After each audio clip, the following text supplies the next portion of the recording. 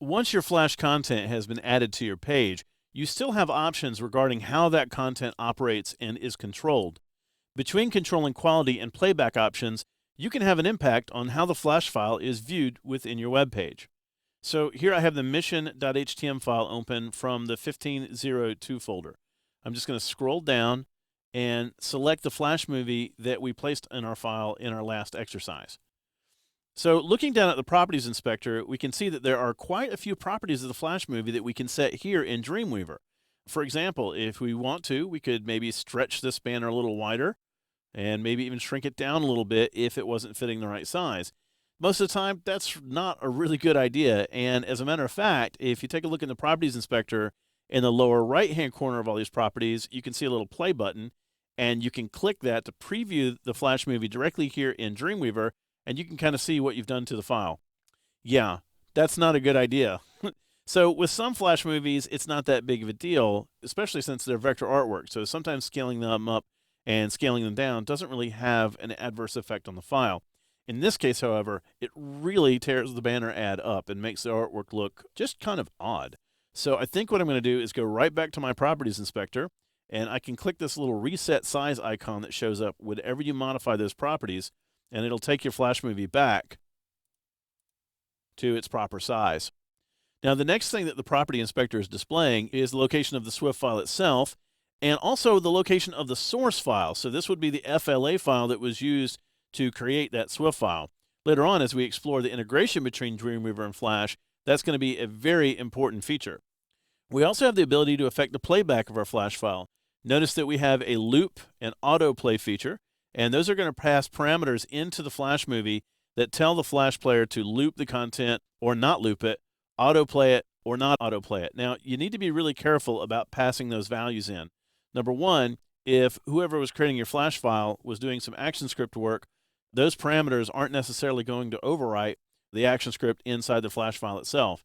And if you turn autoplay off, then you need to give your users some method or means of playing the Flash content. If it's not already built into the file, you're not going to have those abilities. There are some options that are more just basic HTML properties, like vertical space and horizontal space. Those are the same types of attributes that you can set for images, and it'll push artwork away from the Flash content. It's a little easier, and it's actually a better approach to do that through CSS. Now, two other options here I want to talk about in a little bit more detail. One is quality, and the other one is scale. Notice if you grab the pull-down menu for quality, there it goes from low, high, auto low, and auto high. A lot of people are very confused by those settings, and they're not really sure what that's going to do. Well, those settings are going to affect the playback quality for vector artwork and text. If you feel like your audience members are going to have a really slow connection, or maybe you have a lot of content on the page that's going to be playing back all at once, you could set the quality to low, and it would drop some frames and maybe not smooth the artwork quite as much, but you'd get a better playback at that low setting.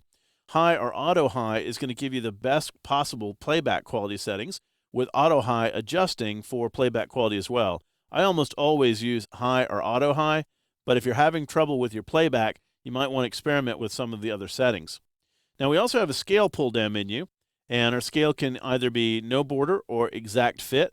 If this Flash movie were going to pop up in its own window, those two settings become pretty important. Now, no border means that you're not going to be able to scale the Flash movie at all. You won't be able to resize the window, and you're not going to have any scaling. Exact fit, on the other hand, means that if somebody resizes the browser window that the Flash movie is in, the Flash movie will scale right along with it to fit that window. That could cause distortion. It could cause image quality to suffer if they scale it up too high, but it gives you that option, and that's especially useful if you have things like interactive maps or applications like that that you want people to be able to scale. Now, over here on the right-hand side of this, we have a parameter called window mode. Notice that the settings for that are window, opaque, and transparent. By default, Flash content is transparent. And if you placed the Flash movie, say, in a floating window or a div tag that was positioned using absolute positioning to float above other elements, if you say transparent, Dreamweaver is going to tell Flash not to render the background of the movie, and you'll literally be able to see through it. That's how a lot of the ads that we're seeing these days online with Flash are done. Notice that we also have opaque and window. Basically, both of those options are going to show the background color of the Flash movie and give you pretty much just the default viewing. Now, it is worth noting that not all browsers support the transparent windowless mode. So it's one of those things where if you're going to be doing that, it's a really good idea to have some browser detection in there so that you can present alternate content if that particular ad or application is not supported. There is one more thing that I want to show you about your Flash content within Dreamweaver. We have some Flash Player detection going on, and if somebody visits your page without the necessary version of the Flash Player installed, your page is going to provide them with some alternate content that suggests that they upgrade their player. Well, you have total control over the look and feel of that content. And we've got this little eye icon right here, and if we click that off, what I'm looking at now is the alternate content. You're free to go ahead and update this any way that you want. So please upgrade your Flash Player, anything you want to do. You could add anything to that. You could style it any way that you want. You could customize that so it sort of fit your branding or integrate it into your site a little bit better. And then as soon as you're done with that, you can just click that again and it'll go right back to displaying your Flash content. So although we have a fair amount of control over our Flash playback in Dreamweaver, most functionality should be taken care of in Flash. So don't rely on Dreamweaver to provide you with mission-critical performance options.